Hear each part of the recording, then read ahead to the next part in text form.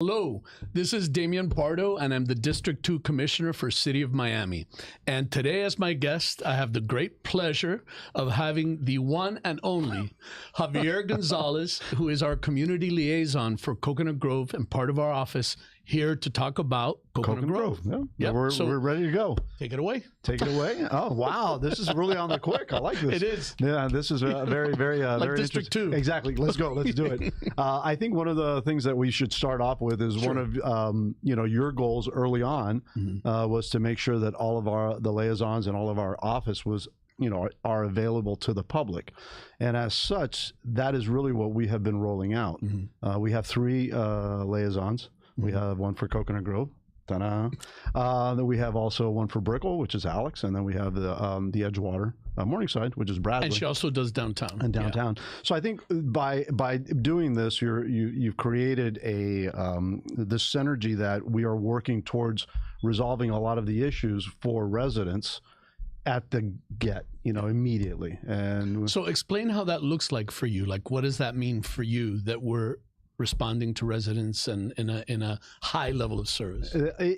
I think it's first of all the intake of the issue, the problem, the concern, the question, whatever it is, we take it on, and immediately, instead of passing it on to other folks, which is the typical kind of an administrative policy through other districts, is we actually look at it, we reach out to the folks. We then try to get back to the residents instead of just like CCing everybody. You and I have talked about that. Well, give an example of that. I'll give this morning. I had a resident call me about a building permit being held up in HEP. So we reached out to one individual. That individual is helping us through that. We'll get back and see how we can assist, where it's at. If there's an issue that we can basically walk the resident, because we're both same thing. Yeah, we're both in the private sector also. But at the end of the day, that's one of the things that we're trying to do. And we had another person just recently ask that they were looking for permit cards. I reached out to the folks at building, and they got the permit cards for us. So it's that take, instead of being so much like, oh, I'm going to pass you on to somebody. Right. So it's the difference between forwarding an email, absolutely, and owning it until it's completely resolved. Exactly. And off your chart, and off your radar. That's it. And then basically we file it, done. I've revisited folks, even when it's been done. We had some comments, some things that we weren't able to resolve because they're in other districts, or they're at state level or federal level. I still try to reach out to those residents so that they know, as you've mentioned before, that we're their first point of contact. Right. That we're here to assist them, even if it's not in our purview. I think a good example of that are the streets and traffic and remediation, especially with the county. Yeah. Can you talk a little bit about that? Sure. So immediately, one of the things when we really kind of became effective, which was in early January, you get all the residents that were already having issues prior to administrations, they come out at us. And going back to one of the things about education, about talking to residents in a way that we understand that certain roads aren't our roads. We have no real say on it.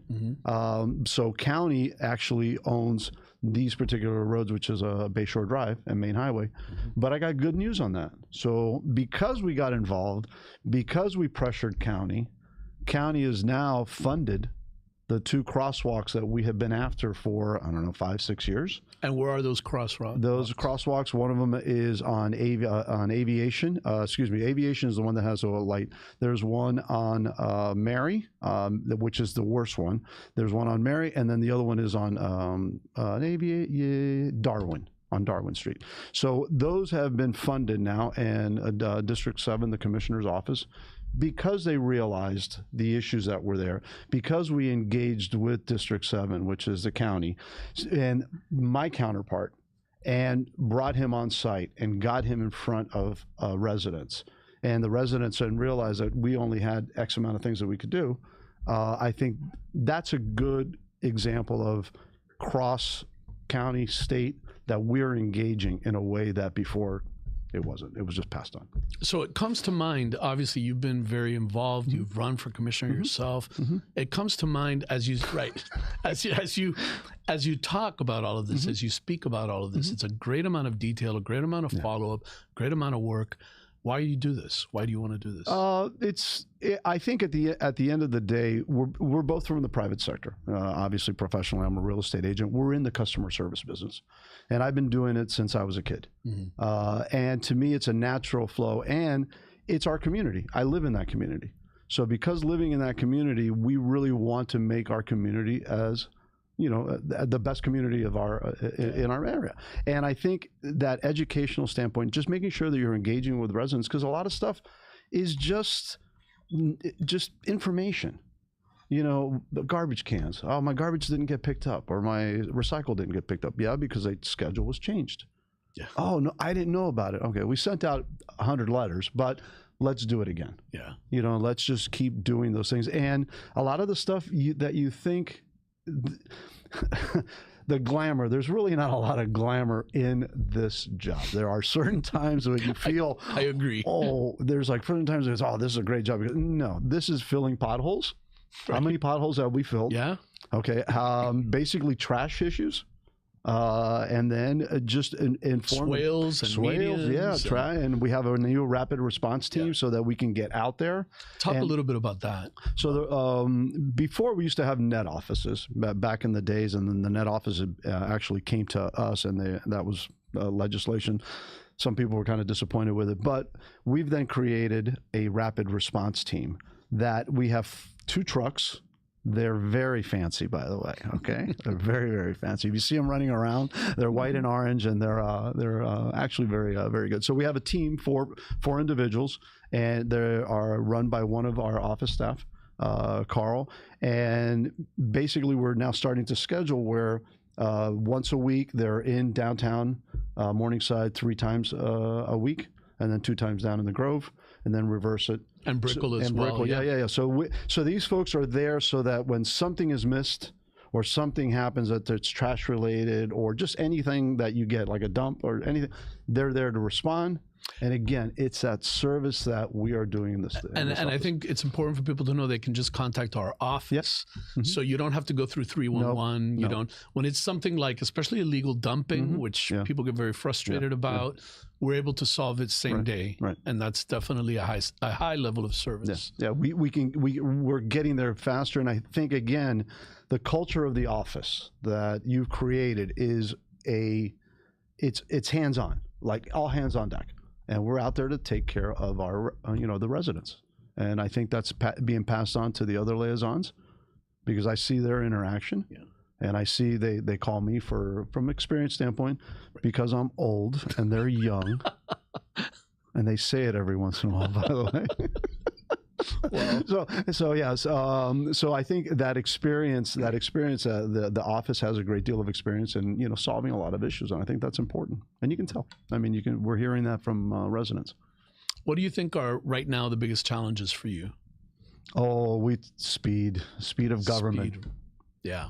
Speed of government. We're both from the private sector. We're both from successful aspects of the private sector, and when we do ask for something, we get a response, and it's immediate, and we don't get a million CCs. And I think the issue too is, or not an issue, staff really does get back to us quickly. Yeah. But it's that resolution of how long it takes to get something. So we have the porta potty. There's this porta potty on Kennedy Park. So it was there because we had a temporary CO on the bathroom in the back. We opened the bathroom early with a temporary CO. Finally, we got the CO on Valentine's Day. So I get a call from a resident, and I reach out, and Parks immediately gets back to us and say, Javier, we're doing this should be gone in 3 weeks. Okay, it's still there, but it's not because of them. It's because they have to write a PO. The PO has to be approved. It has to go through this. It has to go, and it's this whole layer of, so that it's there, but it's going to go. It's just, when I've learned that if somebody tells me it's 2 weeks, it's a month and a half. So yeah. That's the I guess, it goes through many hands. And I think something that's always been really important is to manage expectations. Absolutely, yeah. So I would rather say it's 2 months. And then get it done, And then get it done than say it's 2 weeks and that resident feels like their city let them down, Right. Now, one of the things that we've done differently is that we followed up on those 2 weeks, letting them know, hey, that's great. This is what's going on. And you keep updating. And again, this goes back to, our experience in the customer service business is that no news isn't acceptable. Right. Even if you don't have something to say, call somebody and follow up with them and say, listen, I'm still working on this. Because people think like yesterday, I met with a resident that reached out to me like about 2 months ago. We had already spoken. We were waiting on a reply. The reply finally came through. I met with her at her property, so that you feel engaged and you're feeling like they feel that government is doing what it's supposed to be doing. Yeah. So that's just who we are. So moving on to some topics in the area, development and an NCD, the Neighborhood Conservation District. Yep. Can you talk a little bit about the development and the gentrification and some of the concerns that we've had? Yeah. I think so. In the city of Miami, there are 3 NCDs, Neighborhood Conservation Districts. We had the one is in Coral Gate, 2 is in what is Little Bahamas. Some folks knew it previously as West Grove or Village West, and then the other one is the South Grove, rest of North Grove area. And these NCDs, or Neighborhood Conservation Districts, they have overlays that actually put a little bit of an extra layer of development pressure or lack or over development. So there's certain things that are in place. So I think from a development standpoint, previous administrations have gone different angles with it. I think that the current administration, the way that we're looking for land control, again, being from a private sector, we know that we need land control, and we know that, or site control. And I think we've got a lot of things in the works where you may not be able to build a bazillion, affordable units. projects. Yeah. Yeah. But I think we can get some other stuff, and we've talked about this in the office. It's important to realize, and I think the Miami Herald even had an article about it, and they're starting to pick up on that. I swear, I think they actually have a microphone in our office. And whatever we say all of a sudden appears. One of many microphones. Exactly, right? So it's a kind of weird, but we've realized that it can't be all single family homes. But we do need housing, and we need it, and we need workforce housing and affordable housing so that we can keep Miami being Miami.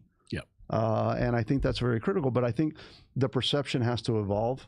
Yeah. And I know on the real estate sector, my private sector, it's starting to evolve.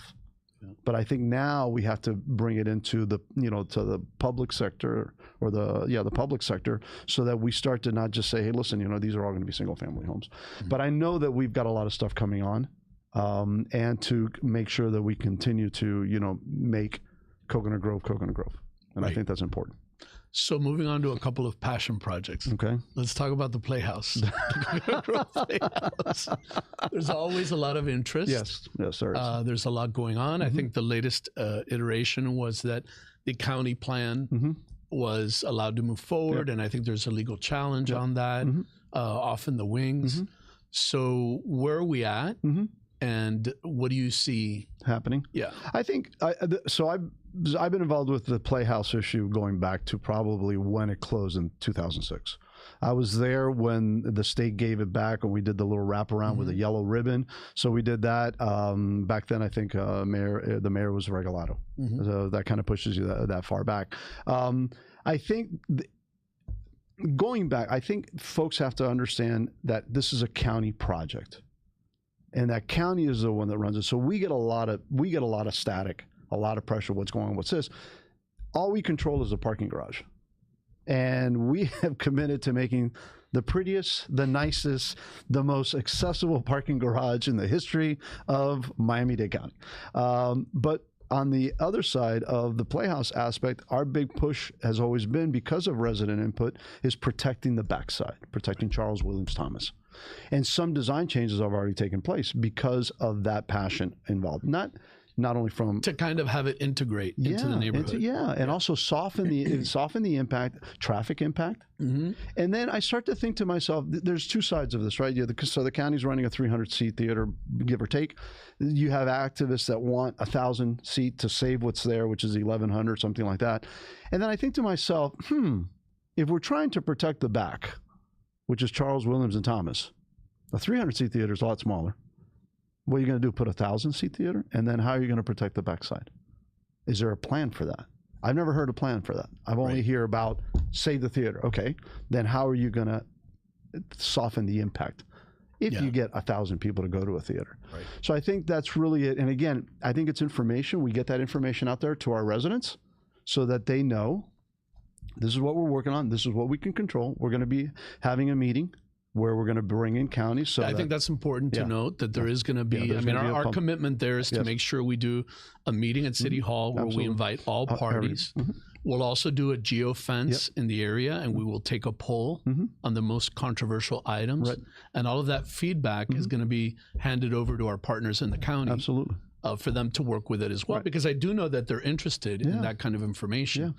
And ultimately, I tell everyone, you know, the person here who has probably the greatest degree of influence is the mayor. Right. I mean, that's the mayor of the county. Right. So that would be the person to get to speak to. Other than the district commissioner, which is Raquel Regalado. Right. And she's made changes. She has made many changes. Yeah, she's made many changes. She softened the back part of facing Thomas. Let me go on a sidetrack. So I have a good story about this. So there's an alleyway over there so you know how sometimes, and this is the fun part about this job, by the way, is finding things out that you say to yourself, there's an alleyway that sits right beside the Playhouse where our parking garage is going to go technically, right? So there's this huge pothole. So I get a resident that sends me, by the way, all I do is trash and potholes. So I get a resident that sends me this pothole, and it's going to swallow a Cisco truck. I mean, one of those 40-footers, we're never going to see it. So you start to go online because we're going to resolve issues. So go online. No one knows who owns the road. It's just known as the Thomas Avenue alleyway. No one knows who has it. So now then it becomes a mission, right? So now it's like dun dun dun. So let's go find this out. So you start making calls to like some people that are older than I am, okay, like they've been in the Grove forever, and you start to call them up and you say, okay, you know, this guy Robert Mausery, who's a wonderful individual, and he's been in there forever, and he says, oh yeah, I used to own this parcel, so let me see if and he pulls back like stuff from like 1970, right? Yet we still don't know. So right now we're thinking that it's partial state where the pothole is, and we have the city side, and we maintain some of the city side, or maybe none at all. So and those actually, we've run into 3 of those that no one really kind of knows because they're not highly, used. Maybe very few people. But that's actually been one of the most fun parts about this job. Is actually learning stuff and going like, if I can say this, there is basically a column on the corner of Matilda and Oak by Coconut Grove Elementary, and it is a column. We don't know where it came from. We don't know what it does. I've asked people. No one knows. So riddle me this: where is that column and what's it do? And those are fun. It's just cool things to find. So talk a little bit about Little Bahamas. Little Bahamas, how that came to be, and the importance of it, and maybe some vision around it. The Little Bahamas was influenced by Federico Wilson, which is the federal representative for that area, and they want to do a special project there. They've allotted, I think we've got up to $11 million to do a community center and some housing involved. And then what we wanted to do is, going back years, we've always heard about the BID being in Center Grove. A BID is a business improvement district. When you create a BID, a business improvement district, you basically are taxing yourself to then use that money to be able to use it for marketing, advertising, lighting, special events, whatever we will have. So the Little Bahamas area always has requested why they couldn't be part of a BID. And the reality of it is there's not enough business structures there to be able to tax themselves and be able to create anything. So with your leadership, young man, we have funded a Little Bahamas business corridor, which will kind of mimic what is being done in the bid. We're using the same vendors because we get better pricing. Because again, we're in the business world. We're protecting tax dollars as best we can. And I think that's important because we're starting to see that creating a little area that has an identity. Even though it's very not big, it's only about 2.5 blocks, and the businesses are starting to kind of foster in and everything. I think if we create that and we run a little bit on 37th Avenue, if we do this, we're going to have banners, they're going to have stickers, they're going to be sweat equity in the sense of the ownership of doing it, but at least we're funding that seed money to get them going.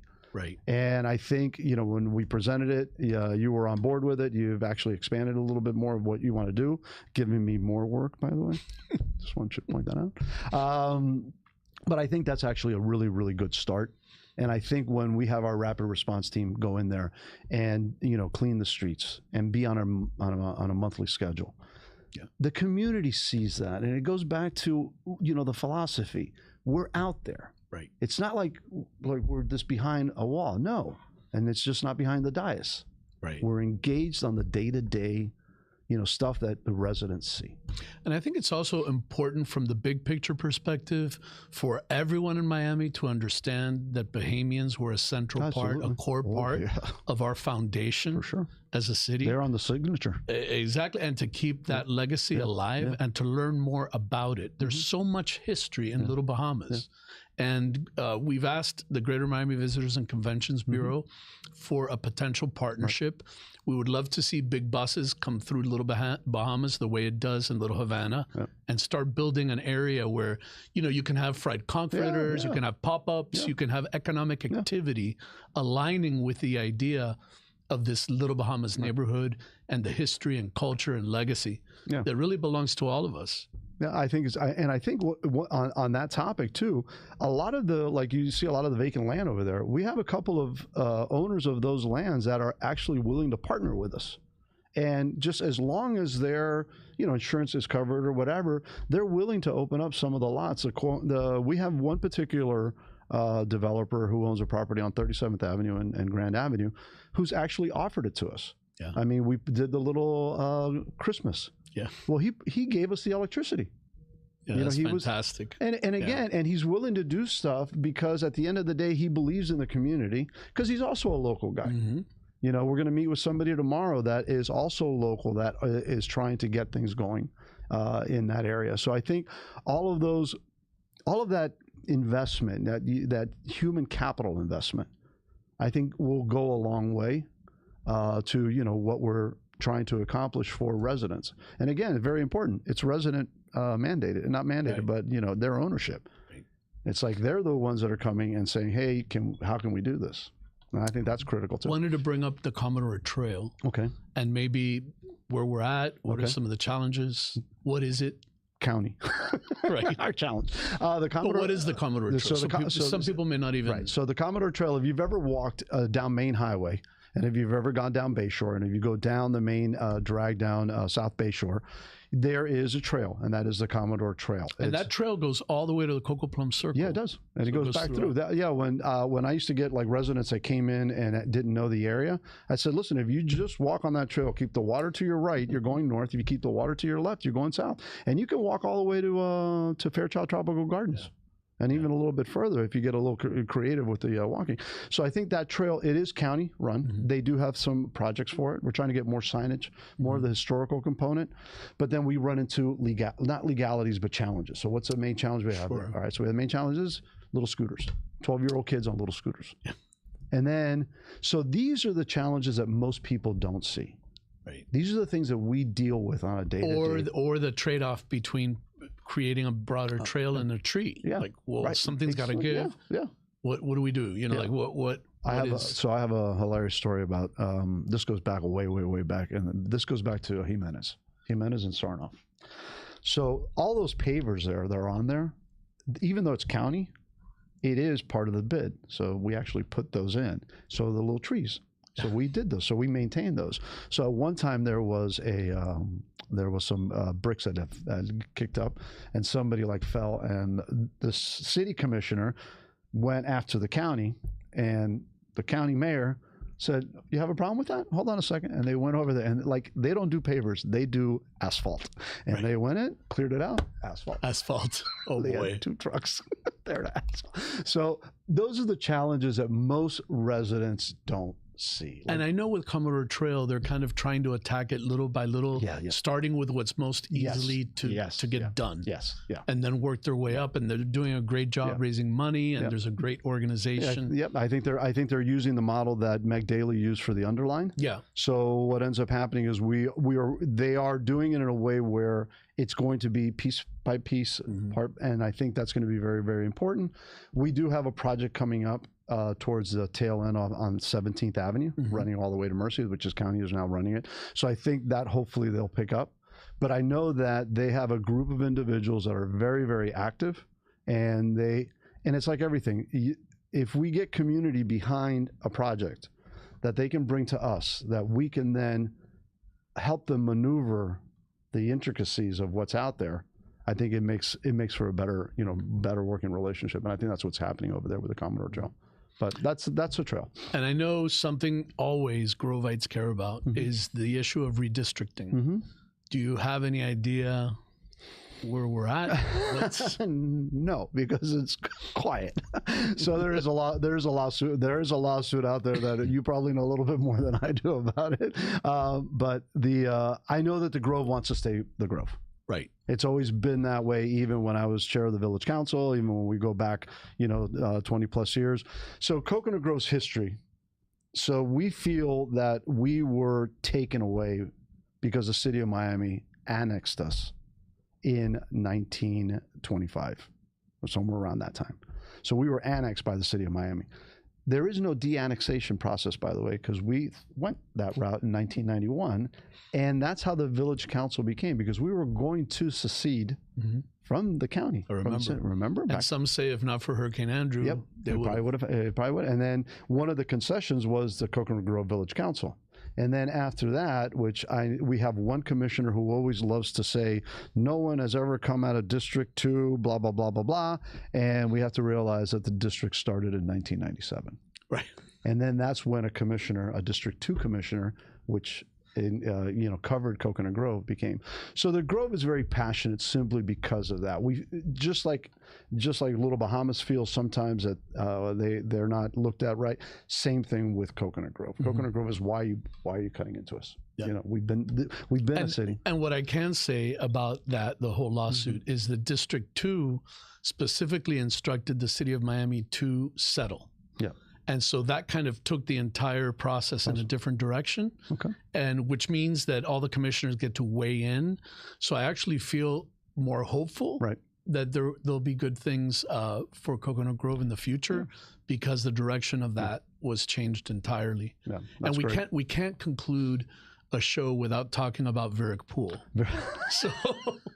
So we've got to talk about Verick Pool. Verick Pool. So the Verick Pool, I was involved in the Verick Park committee back when I was chair of the village council. When I'm back in the village, and the pool was always an issue. The pool was an antiquated concrete box that needed extra, but it was also built a long time ago when they had diving platforms, and I think it was 11 feet deep. Yeah. And all of those things are really not in effect in today's world. And again, there was a pool design.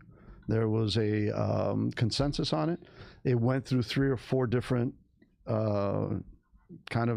changes. Yeah. One of the county commissioners wanted to make a Venetian pool. They had all of these little pretty pictures, and some of those components actually came in. The little zero entry pool and all that started to come in. And I think what ended up happening there, we have an issue now that a segment of the community is upset about the depth of the pool. Well, I think, like we brought up before, in all that conversation, that detail of how deep the pool would be was never realized. No. So the idea that it would only be 5 feet, when most folks stand at 7 feet or 6.5 or 6 something, it was just not. I agree that the detail, because we all looked at overview. Right. And The beautiful picture. The pictures of it. And we've had this conversation every once in a while that we as residents get caught up in that. Right. You know, we get caught up in this beautiful building. Right. But we don't know what goes into that detail of the Right. beautiful building. Right. So in one of the conversations, we can say, oh, it is a learn to swim pool. Right. And it's this or that. And then by Florida statutes and all that, it tells you that it's going to be this deep. We don't get there. Nobody gets it right. Right. So I think that's one of the frustrations, but it goes back to communication. And also, in the interim, the Shenandoah pool launched, which is a beautiful facility. It's a deep pool. It's kind of like, I think when people saw that, they're like, well, we want that in our, now, very, like, what, like, you know, like when you shop something and you see it on the hanger. Hey, what happened? It's real different than when it's not visualized in that way. But I think, too, that we have to really realize, too, Shenandoah Park is a bigger park.